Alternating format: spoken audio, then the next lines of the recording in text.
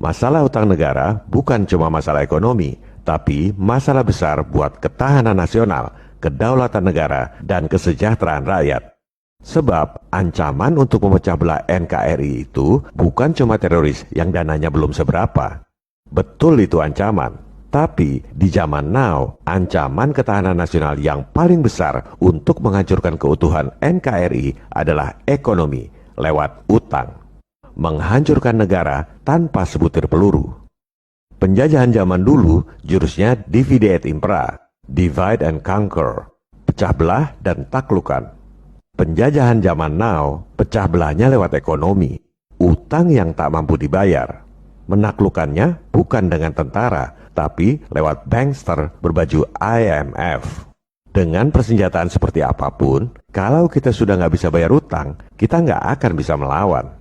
Utang kalau zaman dulu lewat pinjaman dari IGGI, CGI, dan lain-lain. Bunganya sangat rendah. Itu pun mereka udah untung besar. Karena uang buat utang itu sebenarnya cuma penggandaan uang giral atau uang elektronik lewat sistem perbankan fractional reserve. Uang dolarnya nggak pernah dicetak. Mereka nggak pernah keluar duit sepeser pun buat kasih utang pada kita. Tapi masih mendingan, utangnya sama organisasi. Kalau mau negosiasi, lunasi utang masih terkontrol. Di era reformasi ini, utangnya pada para investor di pasar modal, bunganya jauh lebih tinggi. Dan sudah nggak bisa dikontrol lagi. Nggak ada negosiasi, nggak ada pemotongan utang. Satu-satunya cara cuma buyback di harga premium.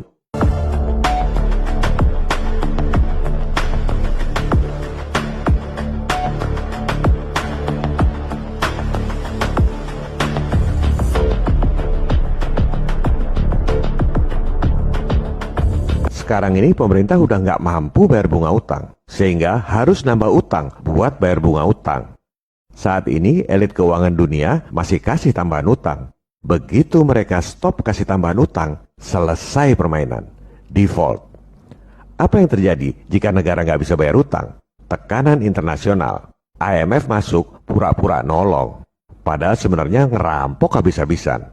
Persis seperti preman tebar paku. Dan kita nggak akan punya bargaining position karena udah nggak bisa bayar utang. Dengan alasan meningkatkan GDP, sumber daya alam kita habis dikeruk asing. Karena definisi GDP itu termasuk pendapatan perusahaan-perusahaan asing. Kita nggak bisa nolak. Tambang-tambang diserahkan pada asing dengan alasan GDP. Pertanian, perkebunan, perikanan, semua diserahkan pada asing dengan alasan untuk meningkatkan GDP. Ini lagu lama. Tahun 67 dulu juga Freeport masuk alasannya untuk meningkatkan GDP. Membuat daerah-daerah potensial jadi negara sendiri pun, atau otonomi khusus seperti negara dalam negara, kita nggak akan bisa nolak. Sebab dengan separatisme, mereka lebih leluasa membuat deal dengan pemerintahan baru di daerah. Inilah ancaman nyata kedaulatan negara yang sesungguhnya. Ekonomi lewat utang. Mereka lah teroris yang sesungguhnya. Jauh lebih berbahaya dari teroris yang tinggal di rumah-rumah kontrakan. Terorisme harus dibasmi, maling harus ditangkap. Yang harus diperhatikan adalah bankster yang jauh lebih berbahaya dari teroris dan maling. Soal utang ini memang bukan tugas pokok dan fungsi Kementerian Pertahanan dan Badan Intelijen Negara. Di sini kami mengetuk hati Pak Prabowo, Pak Budi Gunawan, juga para anggota DPR dan DPRD. Bukan hanya sebagai pejabat, tapi sebagai negarawan yang membela nasib rakyat. Sebagai putra-putra terbaik bangsa yang dengan hati tulus berjuang untuk keutuhan NKRI dan kesejahteraan rakyat di masa depan. Ini adalah persoalan yang sangat serius. Nasib bangsa ini, kedaulatan negara, keutuhan NKRI tinggal tergantung pada tambahan utang itu.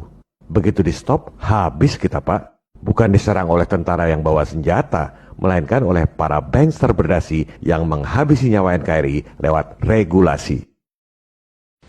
The greatest trick the devil ever pulled was convincing the world he didn't exist.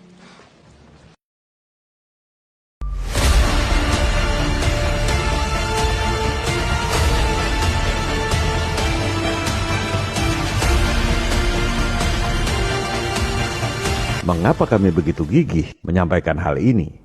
Kami ini bukan cebong, bukan kampret, bukan kadrun. Kami nggak punya motif tersembunyi untuk ekonomi maupun politik. Kami nggak cari panggung karena ingin jabatan. Kami adalah anak-anak bangsa yang menyampaikan suara kebenaran untuk mencerdaskan kehidupan bangsa, serta mengawal tujuan bernegara melalui investigasi jurnalistik yang bisa dijadikan rujukan untuk menyelesaikan persoalan bangsa. Salah satu contoh investigasi jurnalistik adalah yang dilakukan oleh 2 orang wartawan The Washington Post, membongkar skandal Watergate. Itu terjadi karena para elit lokal di Amerika menindaklanjuti informasi Watergate itu. Kalau investigasi jurnalistik itu tidak ditindaklanjuti, dipetieskan, nggak akan ada skandal Watergate. Cuma bedanya, soal utang ini bukan skandal untuk menjatuhkan pemerintahan. Yang berbuat skandal itu adalah elit keuangan global. Elit lokal, termasuk para pakar, profesor, doktor, dan lain-lain, nggak sadar mengikuti sistem. Sehingga semua orang bekerja tanpa sadar untuk kepentingan elit global. Dalam kasus Watergate, 2 wartawan itu sebenarnya juga dapat bocoran dari orang misterius yang kemudian dijuluki Deep Throat. Karena dia menyamarkan suara waktu kasih informasi. Ketika itu orang nggak tahu siapa itu Deep Throat. Dan nggak penting. Karena yang penting apa yang dia sampaikan itu terbukti akurat. Baru 30 tahun kemudian setelah kadaluarsa, si orang misterius itu ngaku. Ternyata dia adalah orang kedua di FBI. Kalau bukan orang dalam, nggak akan tahu informasi Watergate. Begitu juga soal utang ini. Kalau bukan praktisi di lapangan, di bidang pendanaan dan financial engineering yang biasa berinteraksi dengan para bankir elit di pasar modal internasional, nggak akan tahu skema ini. Mau profesor, doktor yang titelnya numpuk pun, kalau cuma pinter textbook, nggak akan tahu. Karena memang nggak diajarkan di sekolah. Oleh sebab itu, mohon kiranya agar Pak Menhan, Pak Kepala BIN, para anggota Dewan, putra-putra terbaik bangsa, mencek kebenaran informasi yang kami sampaikan ini. Sekali lagi, bukan dengan nanya pada pakar yang cuma pinter teori textbook, melainkan dengan memverifikasi fakta-fakta dokumen yang kami sampaikan. Ini adalah fungsi intelijen alias kecerdasan. Kenapa kita utang pada asing? Karena sebagian besar orang, termasuk para pakar yang cuma pinter textbook, mengira bahwa untuk nyetak duit itu harus punya aset emas atau sumber daya alam. Kita ini miskin, aset kita nggak cukup, makanya kita ngutang. Mari kita buktikan bahwa asumsi, persepsi, dan teori tersebut tidak sesuai dengan fakta di lapangan. Kita gunakan fakta dokumen yang kredibel. Jangan hanya pendapat pakar, profesor, doktor yang cuma pinter textbook. Silakan buka laporan keuangan dari 3 bank sentral. Bank Indonesia atau BI, Federal Reserve atau Fed, dan Bank Negara Malaysia atau BNM. Neraca itu terdiri dari aset dan kewajiban. Kita lihat di bagian kewajiban, jumlah uang dalam peredaran di 3 bank sentral tersebut. Kemudian, lihat di bagian aset, apa aset yang merupakan dasar untuk menerbitkan uang. Emas, bohong. Aset untuk menerbitkan uang adalah bon utang tanpa agunan. Di buku BI, namanya doang keren. Aset keuangan untuk pelaksanaan kebijakan moneter. Ini aset terbesarnya. Aset yang jadi dasar untuk pelaksanaan kebijakan moneter, termasuk menerbitkan uang, adalah bon utang tanpa agunan. Pendidikan sekolah menyebutnya sebagai surat berharga. Seolah-olah bon utang tanpa agunan itu lebih berharga dari emas.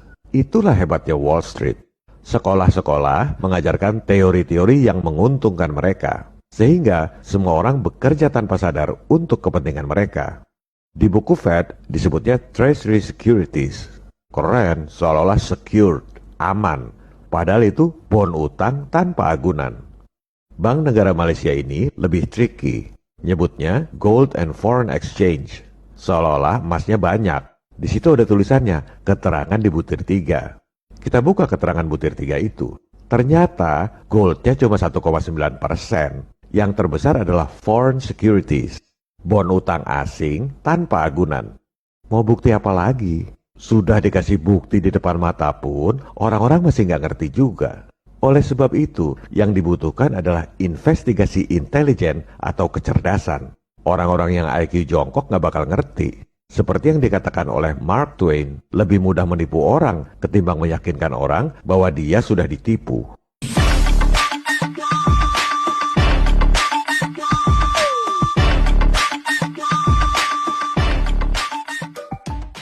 Dengan fakta-fakta dokumen ini, berarti terbukti bahwa persepsi dan teori bahwa kita nggak mampu biaya pembangunan sehingga harus ngutang sudah terpatahkan secara tidak terbantahkan. Supaya negara terus tergantung pada utang, mereka mempropagandakan soal hyperinflasi supaya orang ketakutan. Seolah-olah kalau nyetak duit sendiri itu inflasi, kalau ngutang nggak inflasi. Pada episode lalu, kami sudah buktikan dengan fakta dokumen yang tidak terbantahkan bahwa per November 2020, di luar uang resmi yang diterbitkan dan dibukukan oleh BI, ada lagi penambahan uang dalam peredaran sebesar 5.900 triliun yang berasal dari utang. Baik nyetak duit sendiri maupun utang, sama-sama nambah uang dalam peredaran, sama-sama inflasi. Terus, buat apa ngutang? Ini semua data resmi dari BI, tapi nggak ada satupun orang yang sadar bahwa utang itu mengakibatkan inflasi. Kebohongan global ini harus segera diakhiri sebelum terlambat, sebelum kita menyerahkan kedaulatan negara akibat nggak bisa bayar utang. Jangan harap ada solusi dari Menkeu. Solusinya cuma nambah utang buat gali lubang tutup lubang, tanpa memikirkan bahwa begitu utangan di stop, kita menyerahkan kedaulatan negara pada asing lewat regulasi. Ini merupakan bahaya laten buat ketahanan nasional dan kedaulatan negara.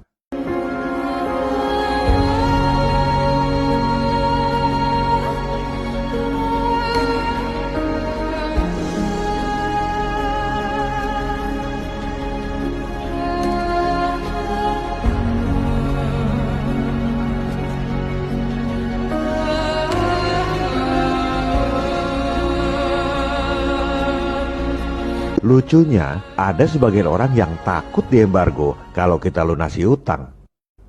Diembargo itu justru kalau kita nggak bisa bayar utang, bukan kalau lunasi utang. Jangan dibalik-balik. Sama bodohnya dengan bilang, jangan lunasi utang bang, nanti banknya marah, mereka kirim debt collector. Padahal debt collector itu datang justru kalau kita nggak bisa bayar utang. Tadinya kami mau bahas cara menggandakan uang dolar 25 kali lipat di Indonesia tanpa menggunakan bank sentral. Ini bisa digunakan sebagai solusi buat bayar utang maupun buat biayai pembangunan. Tapi percuma bicara solusi kalau sebagian orang masih nggak sadar bahayanya utang buat kedaulatan negara dan sebagian lagi ketakutan diembargo kalau bayar utang.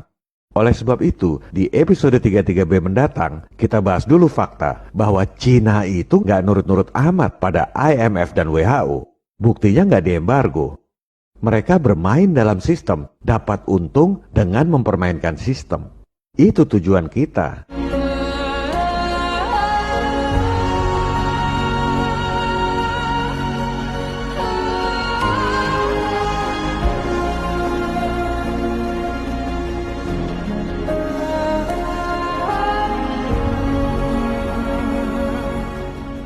Jadi, musuh kita yang sesungguhnya adalah kebodohan dan sifat pengecut kita sendiri. Kita bukan bangsa yang bodoh dan pengecut. Karena itu marilah kita teruskan perjuangan ini sampai ke ujung-ujungnya. Tahanlah menderita, tahanlah kesukaran. Kebesaran kita tidak dapat kita capai di atas kasur bantalnya kesenangan. Kebesaran kita itu hanyalah kita bisa capai di dalam api unggunnya perjuangan.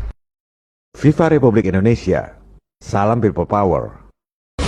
This is our time, no turning back.